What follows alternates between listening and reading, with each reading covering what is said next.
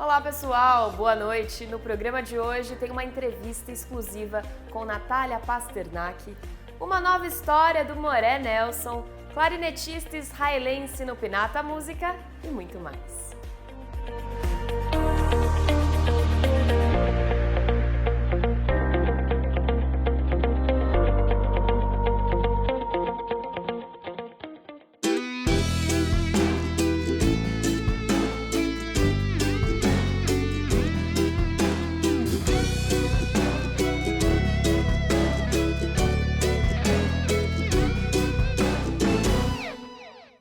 Bem-vindos ao programa Há Mais Tempo no Ar, na televisão brasileira.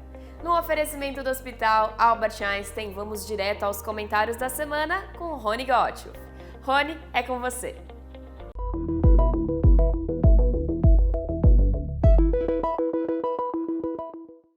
Hoje vou mostrar um vídeo que circulou dentro da comunidade judaica, mas que muitos de vocês não viram, sobre a recepção que o Diretório de Estudantes da Universidade Federal do Amazonas deu a um membro da nossa comunidade.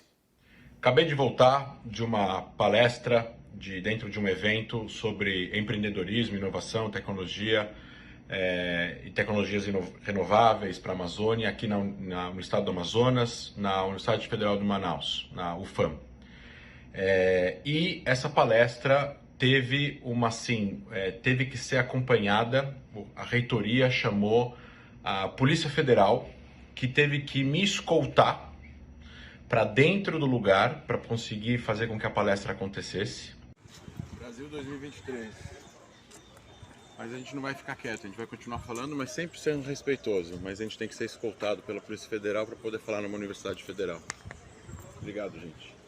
E depois eu tive que ser escoltado sobre forte segurança pela Polícia Federal e a segurança da universidade para eu conseguir ir embora da universidade e do local que a gente estava. Ai, eu quero ficar aqui não, vai vir ali pra cima.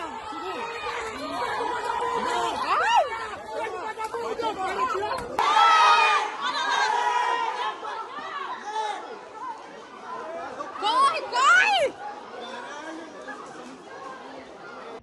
A gente viu nas mídias sociais uma movimentação muito grande do Diretório Central de Estudantes, o DCE, que simplesmente começou a se declarar e trazer um monte de pessoas e grupos e entidades, algumas muito radicais, que eram contra a minha presença na Universidade Federal do Amazonas, pelo simples motivo de eu ser judeu israelense, independentemente do tema que eu ia falar. Como vocês me acompanham muito nas mídias sociais, eu falo muito do conflito árabe-israelense e palestino-israelense e sobre Israel. Esse é o meu tema de doutorado, esse é o meu tema de mestrado, essa é a minha especialidade. Eu sou cientista político nessa área. Mas o tema dessa palestra de hoje era sobre empreendedorismo e inovação. A gente ia falar de energias renováveis, reciclagem de água, energia solar. A gente ia mostrar como algumas coisas que Israel fez para tentar vencer adversidades podiam ser usadas aqui na Amazônia também, devido ao clima e devido às condições climáticas. Israel criou muitas tecnologias nessa área e isso é muito benéfico para a Amazônia. Mas, de uma certa forma, pessoas começaram a simplesmente fazer acusações completamente livianas nas mídias sociais.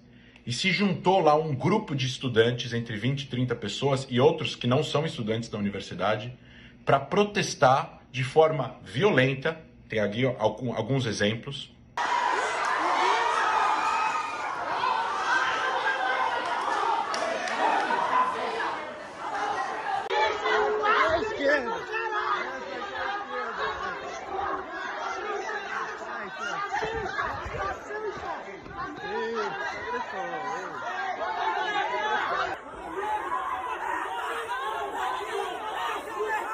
Essa é a recepção de um evento sobre empreendedorismo e liberdade. De forma violenta, empurraram inclusive a filha da assessora de comunicação do reitor. Ela teve que ir até a delegacia prestar queixa por causa simplesmente da minha presença na universidade. Se isso não é antissemitismo, judeofobia, ódio aos judeus, eu não sei mais o que é. Como vocês puderam ver, o antissemitismo e a boçalidade vão bem obrigado. E parabéns à universidade, que não se dobrou à pressão de um pequeno grupo de estudantes. Chegou a hora do quiz da semana. Solta a vinheta. Qual time do futebol inglês é conhecido como o Clube da Torcida Judaica? A. Liverpool. B. Tottenham. C. Arsenal. D. West Ham. As 5 primeiras respostas corretas no nosso Instagram levam para casa o super livro Senhor Mosaico. A gente vai para um rápido intervalo e voltamos logo mais. Estamos nas ruas de São Paulo e vamos parar algumas pessoas para provar os nossos sonhos. Vem comigo! João, você gosta de sonho? Gosto. Tá preparado para experimentar o melhor sonho da sua vida? Vamos ver, tô sim.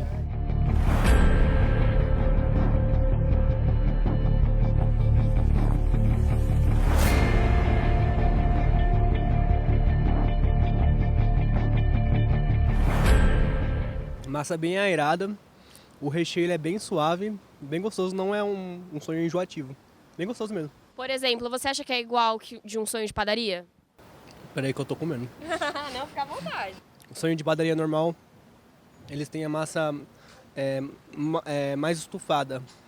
Essa daqui você sente mesmo como se a massa parece um bolo. Um bolinho assim, um pouquinho mais aerado. Eu gostei do recheio. A massa, acho que é massa glacê que fala, né? Muito gostosa. Muito gostosa mesmo, não é muito doce. E aí, vai resistir?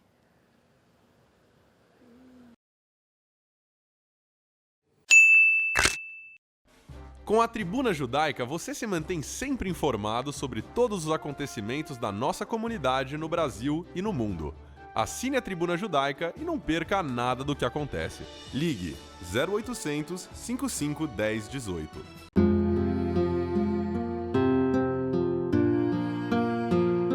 O judaísmo tem regras e costumes para se despedir de um ente querido. E para cumpri-los, contamos com profissionais e voluntários. Nós nos orgulhamos muito deles, dos profissionais que compreendem que seu dia a dia é diferente e especial, e dos voluntários, cujo único pagamento é a certeza de estar colaborando com nossas famílias. Hevra Kadisha, mantendo acesa a chama da comunidade. O Mosaico conversou com exclusividade com a microbiologista Natália Pasternak sobre seu novo livro. Olha só. Amigos do Mosaico, hoje nós temos um assunto absolutamente palpitante. Nós vamos falar de pseudociências e outros assuntos que não deviam ser levados a sério. Na verdade, esse é o subtítulo do livro Que Bobagem, que a doutora Natália Pasternak escreveu e que está provocando muitas reações. Doutora Natália, que nos dá o prazer da presença dela aqui hoje, é microbiologista, tem PhD e pós-doc na área de genética microbacteriana, acertei? Microbacteriana. Natália, da onde veio a ideia de escrever esse livro?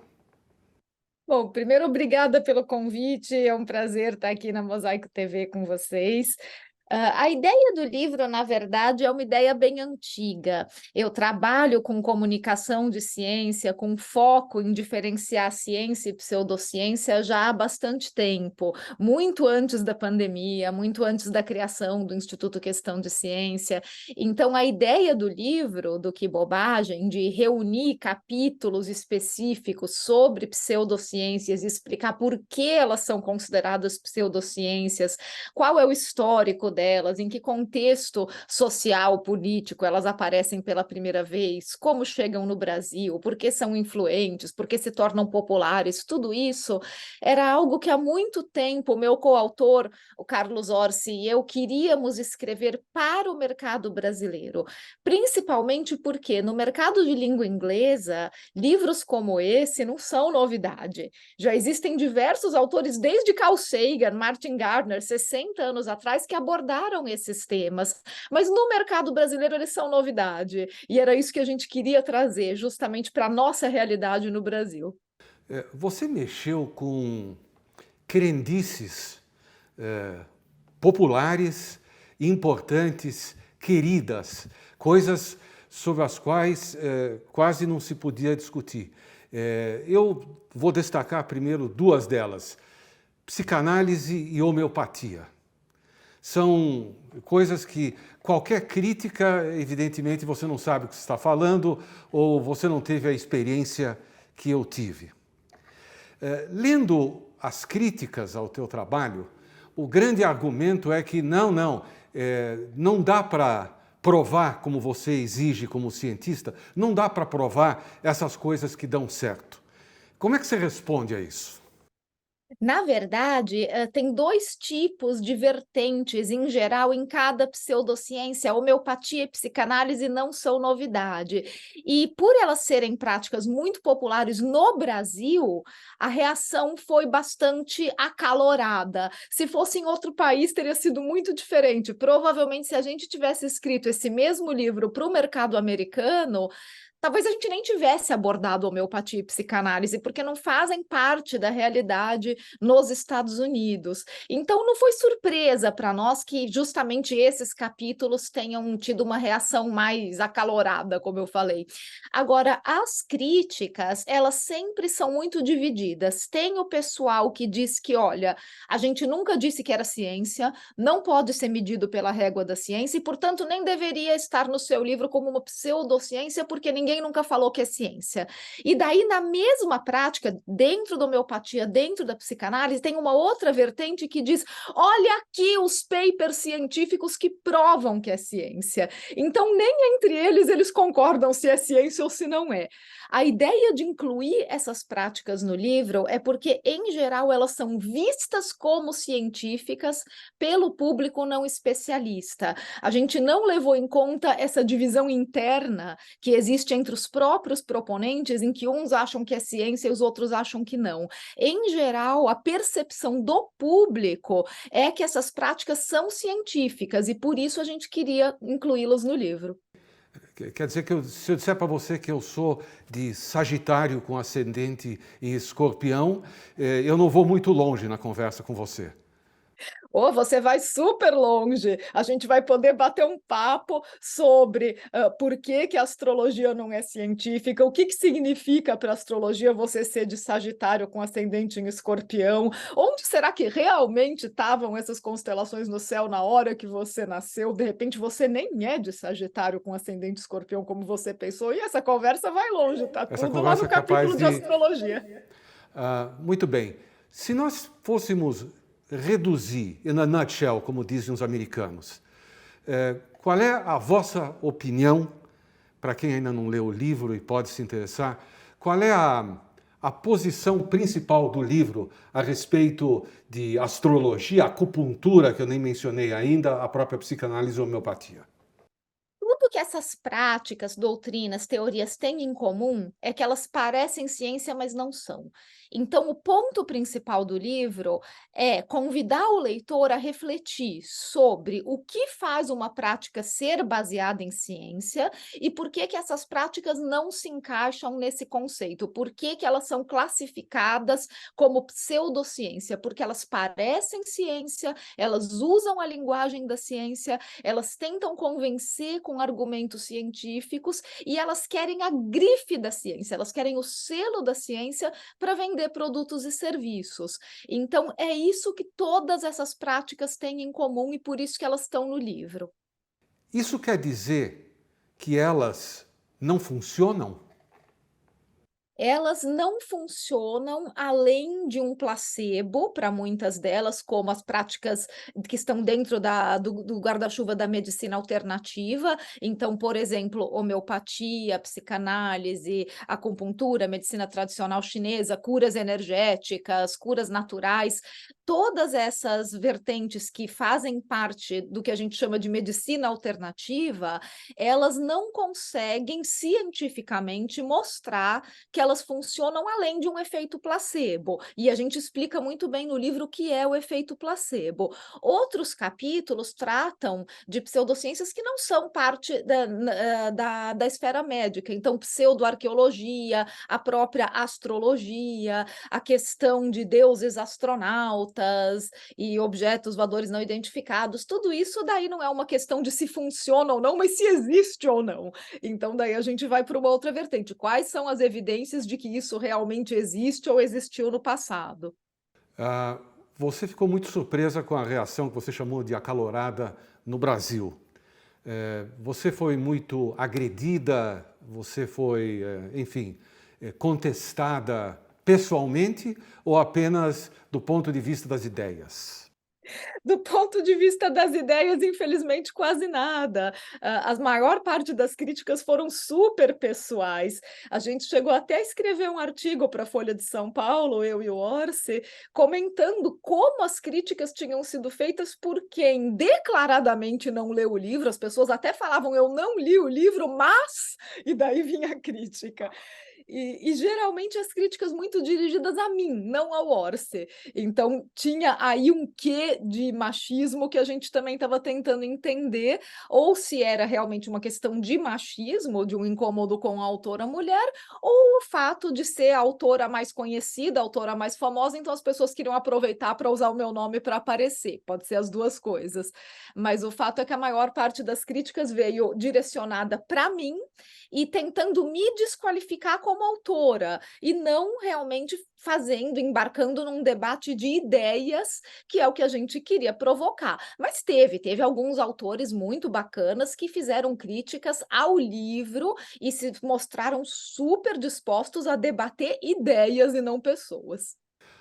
Para terminar, Natália, além de recomendar a leitura do livro, o que você poderia recomendar para os nossos telespectadores?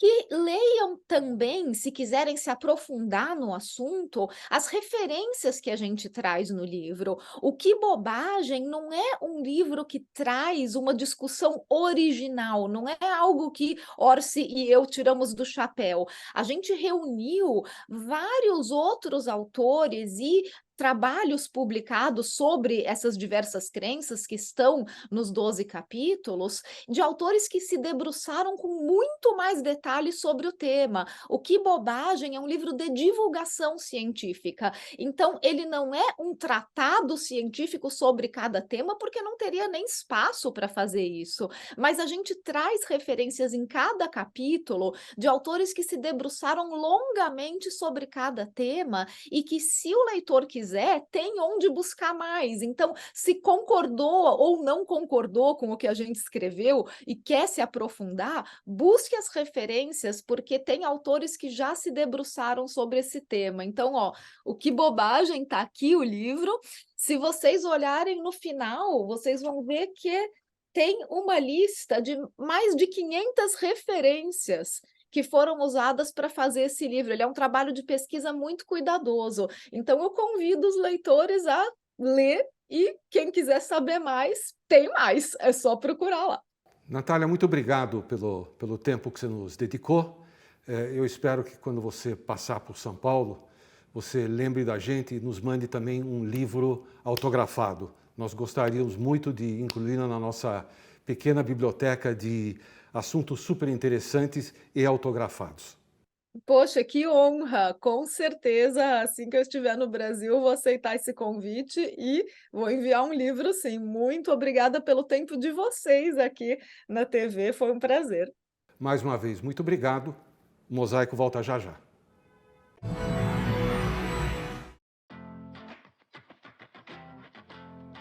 O moderno Estado de Israel está comemorando 75 anos e esse é o momento de aproveitar as inúmeras atrações de Tel Aviv, visitar os pilares da fé em Jerusalém, renovar suas energias no Mar Morto, ligar-se com a natureza no deserto do Negev.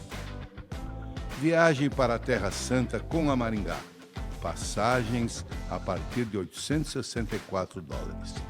Conte com especialistas que proporcionam experiência, segurança e suporte 24 horas. Fale com a Maringá Turismo. 60 anos de viagens perfeitas. Anuncie na revista mais lida da comunidade. Revista A Hebraica. Ligue 3815-9159.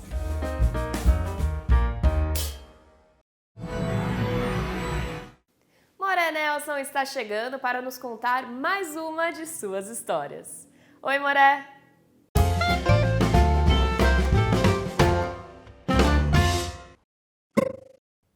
Oi, às vezes me pergunto, Moré, o senhor trabalha já há muitos anos com bar mitzvah, o senhor é conhecido com isso. Tem outros professores, evidentemente, mas o senhor tem bastante cancha nisso. E alguém me pergunta, mudou alguma coisa nesses anos todos sobre a preparação, execução, cerimônia, tudo que tem em volta de bar mitzvah? Mudou sim, mudou e bastante. Bom, bar mitzvah, todo mundo sabe. O menino tem que aprender a colocar talit, tefilim, ler um trecho da Torá e só. É isso. E assim era no começo. Mudou? Mudou. Porque o menino punha tefilim na quinta-feira e no sábado ele certamente iria ler na sinagoga a Haftará, o capítulo dos profetas, a parte mais comprida. Quem faz Haftará hoje? Seguramente, meus últimos alunos, há muito tempo eu não ensino uma Haftará. Não. Um trechinho da Torá. Quem faz de sábado? Sábado? Pouquíssimos. É na quinta. Na quinta se faz tudo, ou então, quando cai o início do mês, Rosh Chodesh, faz no domingo. E a participação? Bom, o menino participa muito mais. Hoje ele não só lê a Torá, como ele também lê muitas das orações. Os pais participam, pai faz discurso, mãe faz discurso. A Haftará, tem sinagogas que nem leem mais Haftará, aboliram. Isto da cerimônia. Bom, e da vestimenta? Vestimenta, certamente todo menino bar mitzvah, antigamente, vinha para a sinagoga de terno e gravata. É assim que se vai, e o pai também. Hoje, talvez alguns venham com paletó. Gravata? O que é isso? Quem precisa? E a festa? Bom, algumas festas eram feitas na própria sinagoga, no salão da sinagoga, no Bom Retiro ou em outros bairros. Era comum bar mitzvah em bairros como Cambuci, Ipiranga, Brás, Moca. Hoje, pouquíssimos realizam nesses bairros. Sim, mas realizando isso na festa. O que acontece na festa? Bom, existia ainda, muitos anos atrás, uma orquestra que não tinha nenhum aparelho eletrônico. Era tudo manual. Quem não se lembra ou viveu esse período, maestro Ernesto Königsberg, ou Königsberg, talvez. Hoje, poucas são as orquestras para bar mitzvah. Muito poucas. DJ. Sim, e os garotos se divertem. Antigamente, era tão bonito ver isso. Eles convidavam todos os colegas de classe e na hora de dançar, as meninas dessa idade são mais altas que o menino, elas põem a cabeça no ombro dele e ficam juntos se mexendo para a direita e para a esquerda. Hoje, música eletrônica. Só música eletrônica. Se puder, faz alguma coreografia. Se não, vai tocar. Antigamente se pensava nos de mais idade. Um bolero para os pais dançarem, para os avós dançarem. Não existe mais. Bom, e fora dançar? Bom, na mesa, todos os jovens ficavam juntos, conversando, fazendo bagunça. Hoje em dia também conversam pelo celular. Ou seja, estão sentados na mesa, com o seu celular, falando com a pessoa que está a 1 metro de distância. Mas tem que ser pelo celular. E o convite? Os primeiros convites de bar mitzvah escrito em Yiddish, em hebraico e português. Passa alguns anos, Yiddish não precisa mais, só hebraico e português. Passa mais alguns anos, só português. E os últimos convites, todos pela internet. Ninguém mais faz convite, manda para calígrafo colocar os nomes. Não existe. Comunica-se pela internet, está feito. São mudanças. Para melhor? Pode ser. O tempo vai dizer. Mas todo mundo continua fazendo, festejando, brindando, porque é uma festa. Esqueci de um detalhe. O álbum. Quem podia fazer um álbum era caro, evidentemente em preto e branco. Nem pensar dos anos colorido. Hoje em dia, álbum? Não. É uma fita. Tudo gravado da cerimônia, da festa, para que álbum? Qual vai ser o próximo passo? Espero ver. E daí vamos comunicar também. Shalom Obracha. No Pinata Música de hoje, vamos assistir a Nat Cohen interpretando um clássico do Cartola.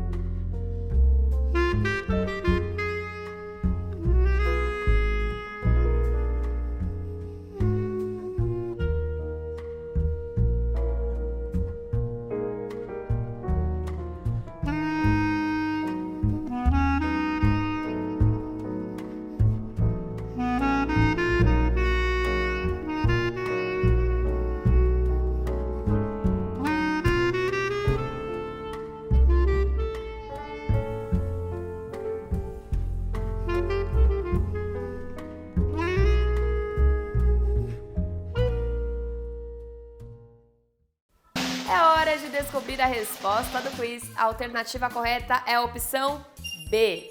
O Tottenham, time londrino fundado em 1882, tem forte influência e fãs da comunidade judaica e assumiu o rótulo de Clube de Judeus.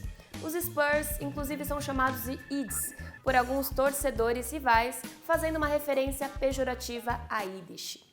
De 1982 para cá, a presidência do Tottenham passou por 3 empresários vindos da comunidade judaica da Grande Londres. A nossa produção vai entrar em contato com os 5 primeiros que nos enviaram a resposta correta via inbox. A relação do Tottenham, por exemplo, com a comunidade começou com a chegada dos judeus na Inglaterra no início do século XIX.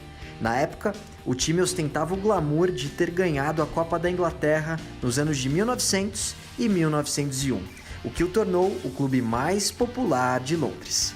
Por conta de todo esse histórico, a torcida do Tottenham assumiu o rótulo de Clube de Judeus. Na próxima sexta, acenda as velas às 17h34. O Kabbalat Shabbat da Beitel, Rua Caçapava 105, acontece de forma virtual e também presencial mediante a inscrição. Cuidem-se, até o próximo programa. Shalom, Mosaico!